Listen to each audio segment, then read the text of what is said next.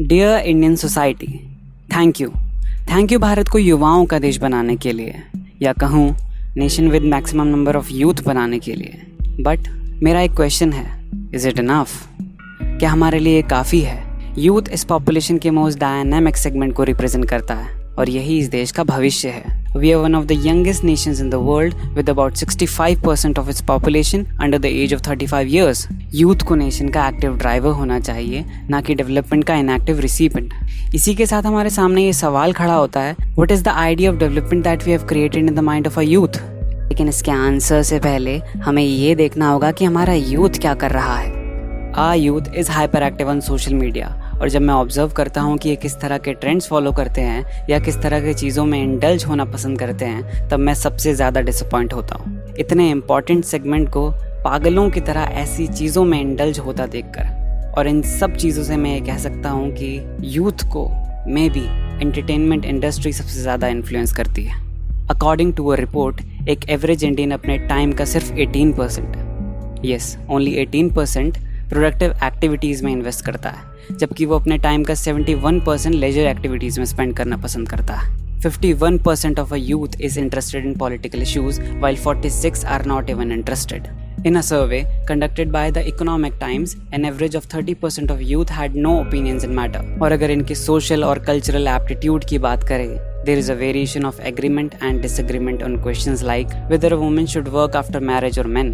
It is to be shocked that even after they drift away from their family, they believe that only wives should always listen to their husband. On this, 27% fully agreed, 9% showed no response, and there were only 23% who disagreed completely. Majority of youth अपने stylish कपड़े, fashion products और latest gadgets को लेकर highly concerned रहते हैं। India is well known for its culture and variety of religion, लेकिन सिर्फ 38% youth do prayers regularly, and उनमें से भी 8% ही रिलीजियस बुक्स पढ़ते हैं, while 45% haven't read any religious scripture ever. However, these figures change with different states. The crux we get is, हमने as a society एक ऐसा सिस्टम क्रिएट कर दिया है with our familial structure, with our attitude towards our heritage, culture and nation, कि आज हमारा youth confused है, डाइवर्टेड है, and it lacks a real sense of development. चलो इसके पीछे की वजह जानने की कोशिश करते हैं। हाई स्कूल की इंग्लिश एनसीईआरटी बुक के चैप्टर द लास्ट सेशन में एक बहुत ही डीप लाइन कोटेड है, which says, when people are enslaved, as long as they hold fast to their language, it is as if they had key to their prison. लेकिन मैं आपको क्यों बता रहा हूँ? हमारे नेशन, हमारे भारत ने सदियों से बहुत कुछ सहा है। It had suffered invasions, loot and drain of wealth. It lost countless heroes who died fighting for it. लेकिन इन सबसे ऊपर इस पीरियड ने हमारे मोस्ट इम्पॉर्टेंट एलिमेंट को नुकसान पहुँचाया, that is our mother tongue, हमारी मातृभाषा। With emergence of British, we started losing our hold on our language and thrown ourselves for the bondage of slavery for ages, which continues till now. लेकिन independence के बाद it was our responsibility as a society in a whole to preserve it. लेकिन my dear society, तुमने क्या किया? तुमने अपना mind कुछ इस तरह बिल्ड कर लिया कि जो भी ओल्ड और एंशिएंट है वो डायरेक्टली या इनडायरेक्टली आउटडेटेड ही है, और जो भी वेस्टर्न है वो सब एक्सेप्टेबल और अप्रिशिएबल है। Believe me Indian society, you failed here. I repeat, you failed. If the West is truly so progressive and flauntless, why is there such seething discontent and turmoil within? Be it Europe, America और Africa too. क्यों हर देश struggle करता हुआ दिख रहा है? क्यों in perfect countries से आज रेसिज्म, कैपिटलिज्म, करप्शन की दुर्गंध आ रही है? क्यों इंटरनेशनल कम्युनिटी आज एनवायरनमेंट को लेकर इतनी परेशान है? Just in 100 years of this Western economic and technological advancement, most of the Earth's natural resources have came to the brink of irreversible collapse. अगर ये आइडिया ऑफ डेवलपमेंट इतना परफेक्ट होता तो आज हम ये सब कुछ डिस्कस ही नहीं कर रहे होते। बट अगर हम बात करें हमारे नेशन की, then our nation had to learn from its immense wealth of knowledge, ideas and variety of thoughts. हमें हमारे सिस्टम को कुछ इस तरह से बिल्ड करना पड़ेगा कि हमारे यूथ को इस नेशन की हेरिटेज के बारे में पता चले। स्क्रिप्चर्स, मॉन्यूमेंट, ग्रेट स्ट्रक्चर्स जो फ्लॉलेसली हमारे एंसेस्टर्स ने बनाए थे, जो आज भी हज़ारों साल बाद फर्मली खड़े हैं। बट ओल्ड हेरिटेज के नाम पे हमें पढ़ाया ही कुछ गिने चुने मॉन्यूमेंट्स के बारे में जाता है। भारत की एंशिएंट ग्लोरी को यहाँ के लोगों ने सिस्टमैटिकली डिस्कशन से हटा ही दिया है। और फिर हमारे सो कॉल्ड सेलिब्रिटीज़ कुछ ऐसी बातें करते हैं. I don't think there was a concept of India till perhaps the British gave it one.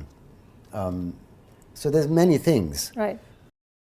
Indian texts written by learned rishis are full of science and technology. Subjects like Vimanika Shastra, neurology, surgery, Garbha Sanskar, etc. But आपने youth को क्या बताया? That science and technology came to India under the influence of the West. And we should be thankful to those people who enslaved us, looted and drained our wealth. Dear society, these are just few instances. There are a lot more to know and to be told. अगर हमने अपनी इस wealth को preserve करा होता तो ये population जो वर्ल्ड की सबसे यंगेस्ट पॉपुलेशन है वो वेल इन्फॉर्म्ड होती और अपनी हेरिटेज ऑफ सिविलाइजेशन पर गर्व करती. Yes, proud of its immense wealth, the wealth of knowledge, and शायद अभी तक वर्ल्ड को हर फील्ड में लीड करना स्टार्ट कर चुकी होती. And it would be extremely successful today. Let me tell you this, the meaning of success for the youth today is purely in materialistic terms. For them, an individual success is measured by his bank balance. For them, only those things have good in market values are valuable to us. It wants a culture which guarantees materialistic prosperity. Dear youth, अगर बात इस type की materialistic success की है तो मैं आपको बता दूं, Bharat was extremely successful in terms of your materialistic success too. According to Angus Madison, India had the largest economy during the first millennium of Christ era, and it continued to be so till the Westerners systematically exploited us. No doubt, we were the golden bird, and it was our wealth, wisdom, ideals, and enhancement which attracted a lot of invaders and exploiters. तो अगर आज हमारी civilisation इतने सारे attacks के बाद भी survive कर रही है, दैट मीन्स कुछ तो बात होगी भारतवर्ष में. Every society experience a time जब उसके वैल्यूज़ खोने लगते हैं, बुराइयां बढ़ जाती है, बट दैट डजंट मीन उसके वैल्यूज़ ख़राब थे. इट मीन्स उसके आगे की जनरेशन उन वैल्यूज़ से कटने लगी है and resulted in failures. The Bhagavad Gita teaches us that when the body becomes old and diseased, it is discarded like a piece of old worn out cloth and the soul finds the new body. So is the custom and social practices. तो भाई अगर हमारी कुछ practices हमारी society के लिए problem बन रही है, then we have the freedom to do away with them. लेकिन क्या इंडियन सोसाइटी पर जजमेंट पास करने और इसकी कॉम्प्लेक्स मैकेनिज्म में रिफॉर्म लाने के लिए हम सभी एलिजिबल हैं? Only the person who loves and knows Bharat deeply can gain the authority to change it. हमारी एंशिएंट सिविलाइजेशन हमें दो बहुत इंपॉर्टेंट बातें सिखाती है, सर्वे भवन्तु सुखिनः और वसुधैव कुटुम्बकम. Only these two ideas are enough to understand our values, its greatness. If the youth embraces it, believe me, some major issues of the world will be resolved easily. कोई confusion नहीं होगी. Development के किसी और ideal की शायद ज़रूरत भी ना हो. My dear Indian society, जब मेरी बजाय आप youth को ये बातें बताओगे, समझाओगे, तब हमारा यंगेस्ट नेशन होना इस वर्ल्ड के लिए सबसे बड़ी अचीवमेंट होगा. अगर आप ये काम नहीं कर सकते तो कम से कम जो ऐसा कर रहे हैं उनके रास्ते में हर्डल बनने की बजाय उनको सपोर्ट कीजिए.